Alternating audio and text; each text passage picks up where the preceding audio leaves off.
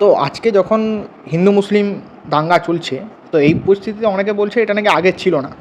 তো শ্রী চৈতন্য চরিত্রামৃত থেকে আমি একটা ছোট অংশ পড়ছি, এটা আদি লীলার 17তম খণ্ড অধ্যায় যাই বলতে পারেন।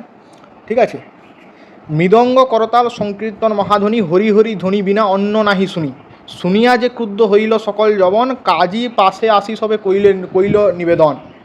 ক্রোধে সন্ধ্যা কালে কাজী এক ঘরে আইল, মৃদঙ্গ ভাঙিয়া লোকে কহিতে লাগিল, এত কাল কেহ নাহি কইল হিন্দু আনি, এবে যে উদ্যম চালাও কেন বলো জানি, কেহ কীর্তন না করিও সকল নগরে, আজি আমি ক্ষমা করি যাইতেছি ঘরে। তো আজকে যেমন তুলসীতলা লাগালে এরা এসে ভাঙাভাঙি করছে, সে সময় হরিনামেও করতো। অর্থাৎ এদের যখন ক্ষমতা থাকে তখন হরিনামটুকু আপনি বলতে পারবেন না, এই ছিল অবস্থা। তো এবারে সবাই গেছে শ্রী চৈতন্য মহাপ্রভুর কাছে। আজকে তো বৈষ্ণবরা হরে কৃষ্ণ করছে, কোনো কাজ বাজ নেই, ঘুরে বেড়াচ্ছে। চৈতন্য মহাপ্রভু কী করলেন?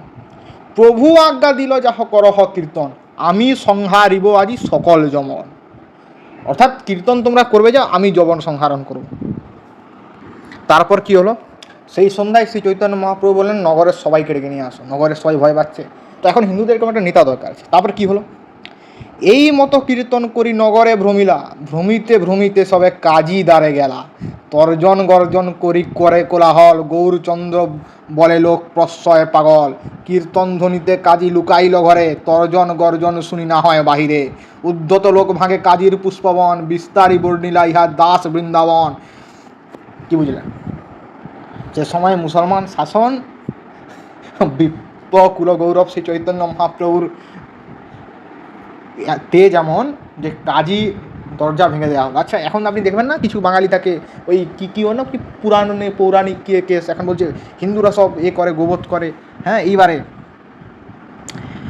কাজী এইবারে কি করছে দেখুন, দূর হইতে আইলা কাজী মাথা নোয়াইয়া, দূর থেকে কাজী মাথা নুয়ে আসছে।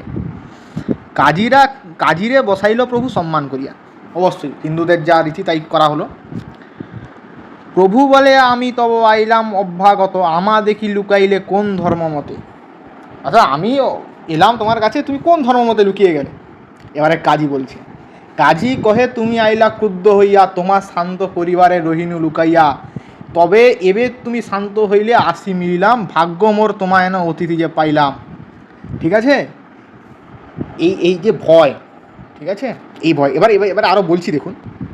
এই যে এখন দেখবেন না বড় বড় সব লোকেরা এখন, হ্যাঁ, তথাকথিত পুরাণবিদেরা বলতে থাকে যে শাস্ত্রে নাকি গোবধের রয়েছে। তো এখানে কাজী বলছে দেখুন যে নিবৃত্তি মার্গে জীবমাত্র বধের নিষেধ, পবিত্রী মার্গে গোবধ করিতে বিধি হয়, শাস্ত্র আজ্ঞায় বধ কহিলে নাহি পাপ ভয়, তোমার বেদেতে আছে গোবধের বাণী, অতএব গোবধ করে বড় বড় মুনি। কে বলছে? কাজী বলছে। শ্রী চৈতন্য মহাপ্রভু কি উত্তর দিচ্ছে শুনুন। প্রভু কহে বেদে আছে গোবধ নিষেধ, অতএব হিন্দু মাত্র না করে গোবধ, জিয়াইতে পারে যদি তবে মারে প্রাণী, বেদে পুরাণে আছে এহেন আজ্ঞাবাণী। এবারে কি বলছেন প্রভু? এই যখন বলে না এবার কিছু বাঙালি না, আমরা তো গো বলেন না, আমরা গোকে মাতা মনে করি না। শ্রী চৈতন্য মহাপ্রভু গরুকে মাতাই মনে করতেন। শুনুন কি বলছেন। প্রভু কহে গোদুগ্ধ খাও, গাভী হয় মাতা, বিষ অন্ন উপাজায় তেহ হয় পিতা। ঠিক আছে, অর্থাৎ ষাঁড় জমিতে নাঙল করতো, সেই জন্য ষাঁড় পিতা এবং গরু মাতা, এই জন্য গোদুগ্ধ দেয় বলে। ঠিক আছে, হ্যাঁ। এইবারে চৈতন্য মহাপ্রভু ব্যাখ্যা দিচ্ছেন যে ওই যে আরোপটা, যে বেদে মুনিগণ গোহত্যা করছেন, এখানে কি বলছেন?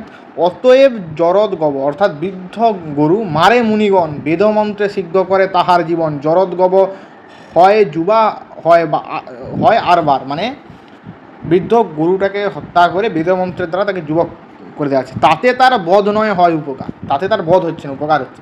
কলিকালে তৈছে শক্তি নাহি ব্রাহ্মণ, কলিকালে এখানে শক্তি কোনো ব্রাহ্মণের নাই, অতএব গোবধ কেহ না করে এখন, তথাই ব্রহ্ম বৈবর্ত বচনম, অশ্বমেধম গবালভ্যম কল্লপঞ্চ বিবর্জয়েত। অর্থাৎ কলিকালে অশ্বমেধ যজ্ঞ, গোমের যজ্ঞ, এগুলো হচ্ছে সম্পূর্ণ পরিমাণে নিষিদ্ধ। ঠিক আছে, এবারে এখানে শুধু এটাই নয়, পূর্বকালে কোনো সময় পুরুষমেধ যজ্ঞ হতো, যেখানে মানুষের বলি দেওয়া হতো। তো পূর্বকালে অনেক কিছু ঘটনা বিশেষ ক্ষেত্রে করা হতো। ঠিক আছে, মানে সেগুলো রীতি নয়। সেই জন্য দেখবেন আজকে আমরা সব থেকে বলি কিসের দিই? অজ বা ছাগলের। আর ঋগ্বেদের ঐতিহ্য ব্রাহ্মণে এটা স্পষ্টভাবে বলা হয়েছে যে অজ হচ্ছে যজ্ঞের জন্য সর্বোত্তম, মানে সব থেকে বেশি। আর যজ্ঞে 250 ধরনের পশু বলি দেওয়া হতো, কিন্তু খাওয়া হতো মাত্র 50টাই। ঠিক আছে, আচ্ছা, এরপর চৈতন্য কি বলছেন শুনুন, খুব দারুণ কথা। তোমরা জিয়াইতে নার বধমাত্র সার, নরক হইতে তোমার নাহিক নিস্তার, গো অঙ্গে যতলম তত সহস্র বৎসর, গোবধী রৌরবের মধ্যে পচে নিরন্তর, তোমার যে শাস্ত্র কথা সহভ্রান্ত হইল, না জানি শাস্ত্রের মর্ম এহ আজ্ঞা দিল। অর্থাৎ এই যে ব্যাখ্যাটা, এই ব্যাখ্যাটা শুনে কাজী স্তব্ধ হয়ে গেছে। ঠিক আছে, চৈতন্য মহাপ্রভু যখন বলছেন যে তুমি বাঁচাতে পারবে না, তুমি মেরে দিলে কেন? ঠিক আছে, তোমার শাস্ত্র কথা বান্ত মুখের ওপর, অর্থাৎ মুসলমান শাসন মুখের পর দাঁড়িয়ে চৈতন্য মহাপ্রভু বলছেন তোমার শাস্ত্র কথা বান্ত। শুনি স্তব্ধ হইল কাজী নাহি মুখে বাণী, বিচারিয়া কহে কাজী পরাভব মানি। অর্থাৎ কথাটা শুনে ভেবে চিন্তে কাজী বলছে কি, হ্যাঁ আমি পরাজয় মানছি। তুমি যে কহিলে পণ্ডিত সেই সত্য হয়, আধুনিক জবনশাস্ত্র বিচারস্থ নয়। অর্থাৎ তুমি ব্রাহ্মণ পণ্ডিত, তুমি যা বললে সেটা সত্য, আধুনিক জবনশাস্ত্র বিচারযোগ্যই নয়। কল্পিত জবনশাস্ত্র আমি সব জানি, জাতি অনুরোধে তবু সেই শাস্ত্র মানি। ঠিক আছে, অর্থাৎ মানে জবনশাস্ত্র যে কল্পিত, কাজী পরাজিত মেনে নিল। ঠিক আছে, জাতি অনুরোধে, তবুও আমার লোকজন আছে, জাতির অনুরোধ, তাই মানতে হয়। সহজে জবনশাস্ত্র অদৃঢ় বিচার, হাসি তবে মহাপ্রভু পুছে আরোয়া। মহাপ্রভু হাসছেন, অর্থাৎ এইভাবে পরাজয়। হ্যাঁ, এইবার দেখো, এইবারে কি হলো, মানে ওই যে মৃদঙ্গ ভাঙলো কাজী, তারপরে কি হলো। ঠিক আছে, কাজী কহে যবে আমি হিন্দুর ঘর গিয়া, কীর্তন করিনু মানা মৃদঙ্গ ভাঙিয়া, সেই রাত্রে এক সিংহময়া মহাভয়ঙ্কর, নরদেহে সিংহ মুখ গর্জয়ে বিস্তর, শয়নে আমার উপর লাভ দিয়া চড়ি, অট্ট অট্ট হাসে করে দন্ত করমড়ি, মোর বুকে নখ দিয়া ঘোর স্বরে বলে, ফাড়িমু তোমার বুক মৃদঙ্গ বদলে, মোর কীর্তন মানা করিমু তোর ক্ষয়, আঁখি মুদি কাঁপি আমি পাঞ্জা বড় ভয়, ভীত দেখি সিংহ বলে হইয়া সদয়, তোরে শিক্ষা দিতে কইল তার পরাজয়, সেদিন বহুত তুমি না কইলে উৎপাত, তেই ক্ষমা করিয়া না কইলু প্রাণঘাত, হেন পুন করো তবে না সহিমু, সবংশে তোমারে মারি জবন নাসিমু, এত কই সিংহ গেল আমার হইল ভয়, এই দেখো নখচিহ্ন আমার হৃদয়, এত বলি কাজী নিজ বুক দেখাইল, শুনি দেখি সর্বলোক বিস্ময় মানিন। অর্থাৎ কি হলো, কাজী মৃদঙ্গ ভেঙে ঘরে শুতে এলো। ঠিক আছে, হ্যাঁ, তারপরে দৈব স্বয়ং শ্রী চৈতন্যদেব দৈব প্রভাবে, হ্যাঁ, কাজীকে বোঝালেন যে এটা প্রকৃতির নিয়ম, তোরা করেছিস, আজকে ক্ষমতায় এসেছিস প্রকৃতির নিয়মে, যেহেতু কলির প্রভাবে, সেহেতু নিয়মে রয়েছিস, তাই তোদেরকে ধ্বংস করছি না।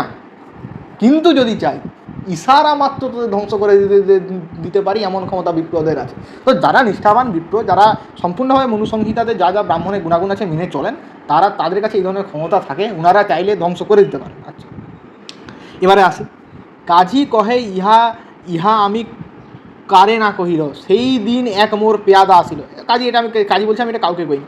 আসি কহে গেরু মুই কীর্তন নিষেধিতে, অগ্নি উল্কা মোর মুখে লাগে আচম্বিতে। হ্যাঁ, শুনুন, এই আসলে এগুলো হচ্ছে বাঙালি হিন্দুদেরকে পড়তে হবে। শ্রী চৈতন্য মহাপ্রভুকে এমন একটা করে দেওয়া হলো যে ওনার ছবিটা আঁকা হয়, দেখবে একটা যেন কোনো শরীরের নেই, মানে উনিকে দুর্বলভাবে আঁকা, একটা মেয়ের ধরনের করে। আসলে ওরকমটা ছিলেন না, উনি অত্যন্ত পৌরুষশালী ব্যক্তি ছিলেন।